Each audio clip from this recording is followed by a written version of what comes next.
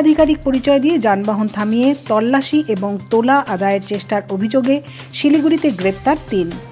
দীর্ঘদিন ধরেই জিএসটি আধিকারিক পরিচয় দিয়ে ৩ ব্যক্তি যানবাহন থামিয়ে তল্লাশির পাশাপাশি তোলা আদায় করছিল, এমন অভিযোগ আসছিল শিলিগুড়ি মেট্রোপলিটন পুলিশের কাছে।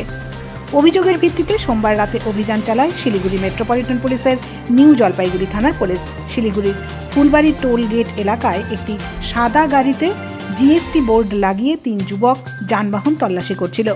নিউ জলপাইগুড়ি থানার পুলিশের সাদা পোশাকের টিম ওই ৩ যুবককে হাতে নাতে ধরে ফেলে। শিলিগুড়িতে এই ঘটনায় ব্যাপক চাঞ্চল্য ছড়িয়েছে। অভিযুক্ত ৩ যুবকের বাড়ি বাগডোগরাতে বলে জানা গিয়েছে। ধৃতদের নাম শুভজিৎ ঘোষ, রূপেশ তির্কি ও পার্থ ঘোষ।